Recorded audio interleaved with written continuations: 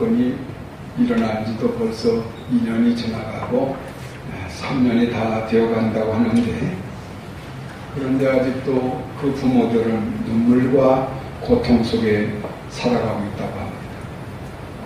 이제 정부와 또 시민들이 모금을 하고 또 정부에서 그분들을 어쨌든 위로하려고 이렇게 보상금도 드리고 위로금을 많이 안겨드려도 즐거워하지도 않고 그저 그 부모들은 아이들의 영정만 가슴에 품고 살아간다고 합니다. 한 부모에게 누가 물어봤습니다. 앞으로 어떻게 살 계획이십니까? 그랬더니 그 아버지의 대답은 많은 부모들을 울게 만들었습니다. 나는 앞으로 잘 살려고 하지 않습니다. 다만 내 자식 있는 곳으로 하루속히 가기 위해 살아갈 뿐입니다. 도대체 자식은 부모에게 어떤 존재일까? 여러분 어떻게 생각하십니까? 도대체 자식은 내게 있어서 어떤 존재인가? 많은 부모들은 내 인생의 전부다, 그렇게 말들 합니다. 내 인생의 전부다. 따지고 보면 결혼해서 아이를 낳고 그 아이를 기르기 시작하는 순간부터 부모는 아이를 위해서 일하고 아이를 위해서 생을 쏟아붓습니다. 그러니까 그 아이들이 어떤 마음을 품고서 부모를 대하든 어떤 마음으로 어떤 태도를 가지고 부모를 대하든 아이들의 생각과 태도와 상관없이 부모는 그저 자식만을 생각하며 자식을 위해서 목숨까지 바칠 각오로 그렇게 살아가지 않습니까? 2.5톤 트럭이 약간 비스듬히에 세워졌는데 이게 미끄러지면서 엄마와 놀고 있던 어린 여자아이가 그만 그 트럭 밑에 깔렸습니다. 당황하고 놀란 엄마가 순간적으로 비명을 지르는데 이미 어머니는 그 아이보다 앞서 죽어 있습니다. 다 죽었어요. 살려달라고 애원을 하지만 누가 들어줄 사람이 없습니다. 그 순간에 그 엄마는 말 같지 않은 행동을 합니다. 그 연약한 몸을 끌고 트럭 밑으로 들어가서 그 아이를 깔고 있는 타이어를 올려보겠다고 그 트럭에 등을 대고 힘을 쓰기 시작합니다. 그런데 기적이 일어났습니다. 그 어머니의 울부짖는 소리와 함께 트럭이 들려지게 된 것. 그리고 바퀴에 깔렸던 아이가 무사히 빠져나왔습니다. 이 이야기는 몇 년 전 미국에서 일어났던 실제 이야기예요. 방송에도 그것이 여러 번 나왔었습니다. 어린 딸을 살려내기 위한 엄마의 몸부림은 결국 초인적인 힘까지 발휘하게 한 것입니다. 이 세상에서 하나님이 듣지 않을 수 없는 간절한 기도가 하나 있습니다. 이 기도는 하나님이 절대로 거절 못할 기도입니다. 그 기도가 뭔가 하면 자식을 위한 어머니의 기도입니다. 자식을 위한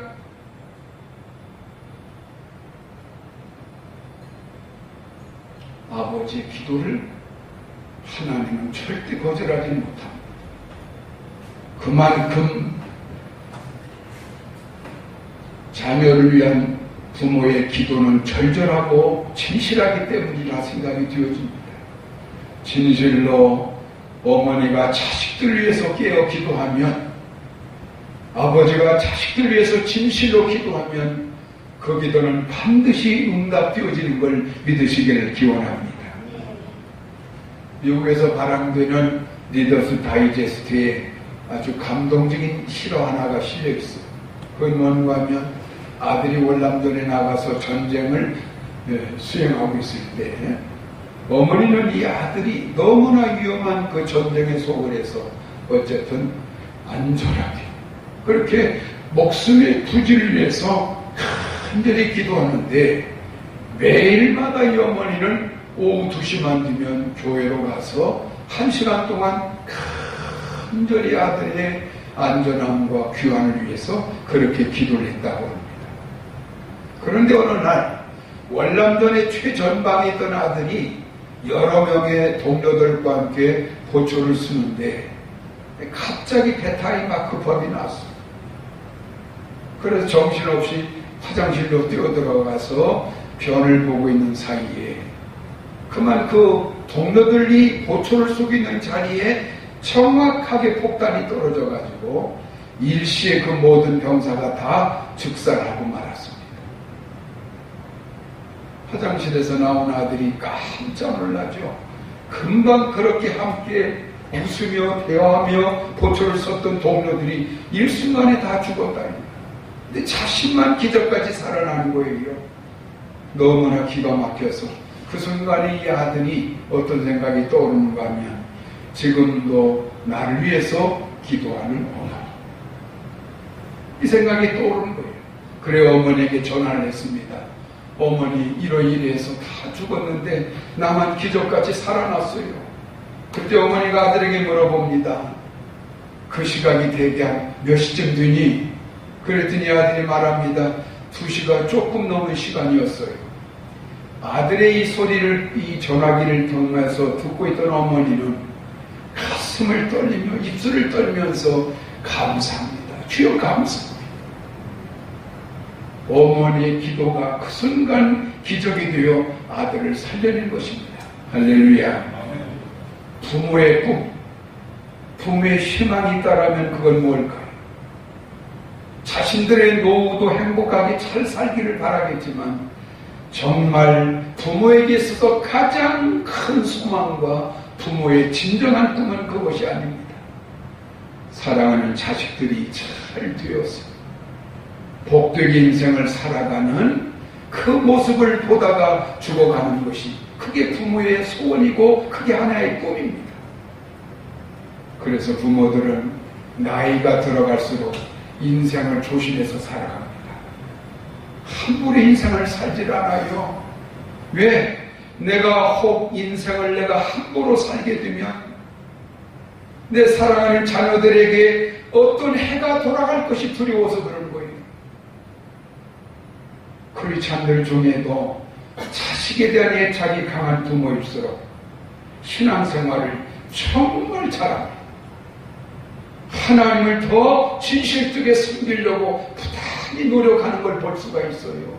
왜 그런가 하면 철이 없고 미숙한 내 자식들이지만 내가 하나님께 최선을 다해드리고 하나님의 인정을 받는 삶을 살아갈 때 비록 자식들은 부족할지라도 부모인 나 때문이라도 하나님이 그 자식들을 축복하셔서 잘 되게 해주실 것이라고 하는 것을 믿기 때문에 그런 겁니다.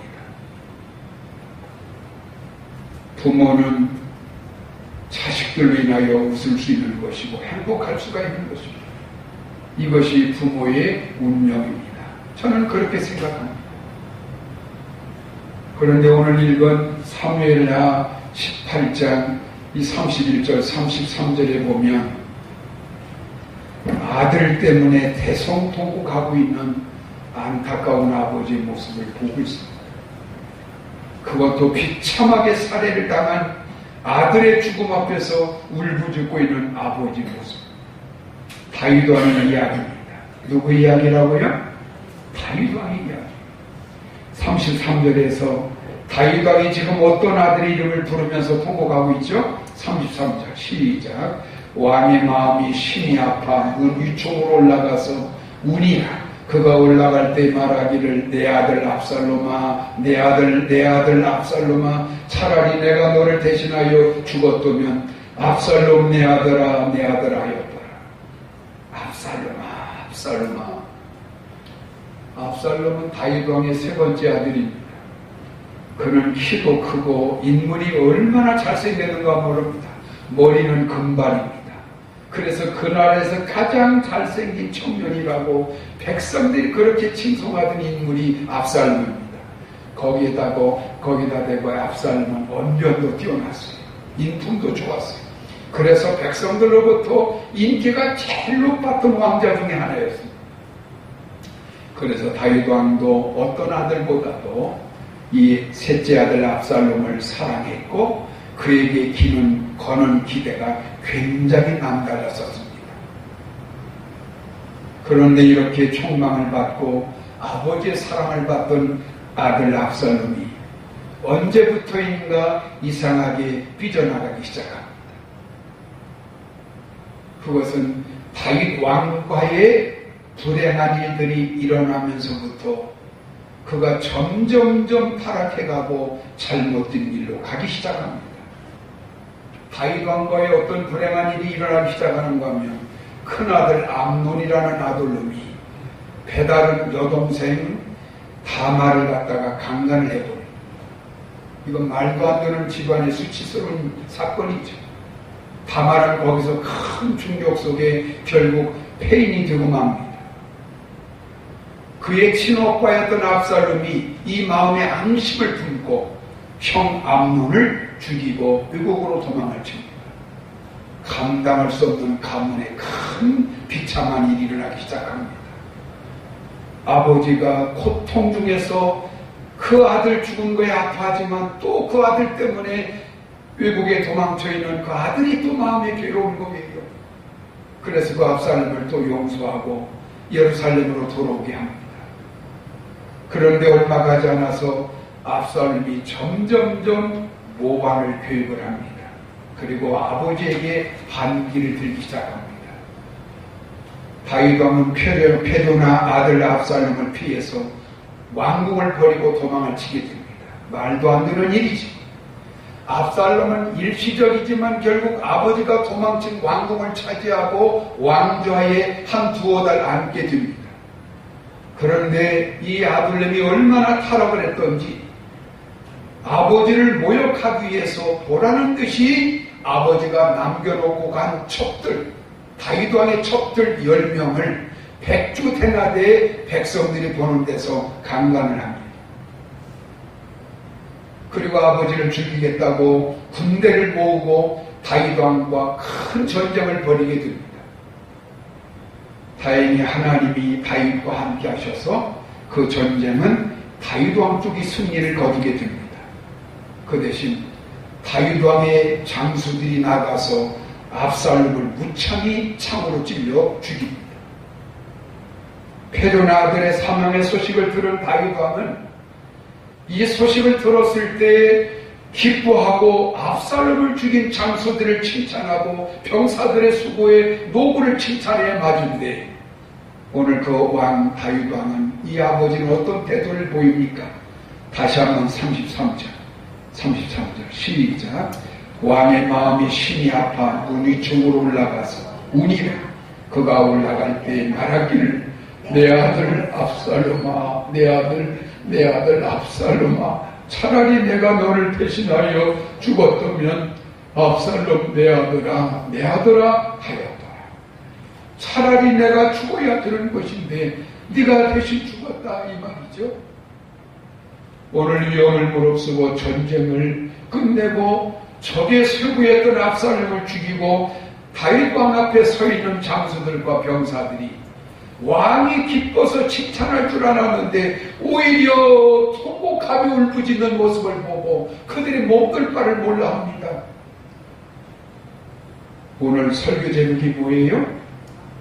설교 제목이 뭐예요? 아버지의 통곡. 도대체 다윗 왕의 이 통곡은 무슨 의미가 있는 것인가? 제가 이상하게 오늘 자꾸 눈물이 나네요. 이것이 바로 아버지의 마음이다. 이것이 아버지의 마음.